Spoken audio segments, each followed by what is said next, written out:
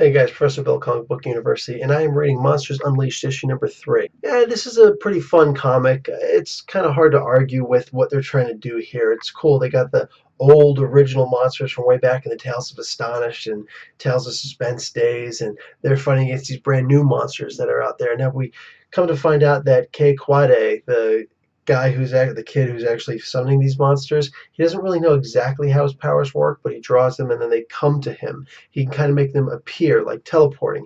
He doesn't know if it works with humans or superheroes because they're very hard to draw, but the monsters are easy. So he summons Devil Dinosaur, and Moon Girl happens to be riding her. She usually is. And now Moon Girl, Lunella, is trying to help out, figure out things.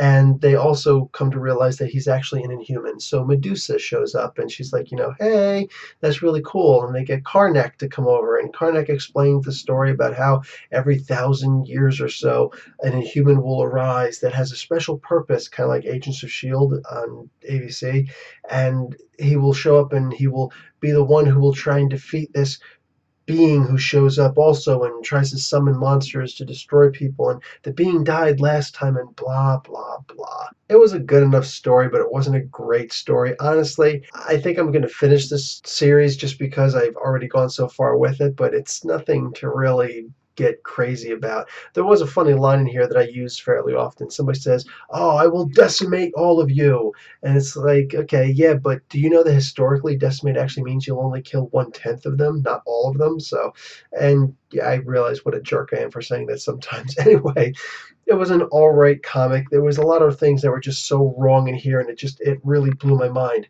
I just got finished also reading this week, the same day, the Doctor Strange MU, and Doctor Strange is still unpowered.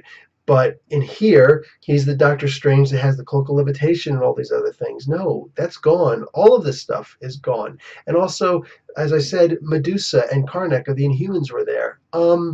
But the mutants were also there. So here, was this before or after the mutants, the Inhuman versus X-Men?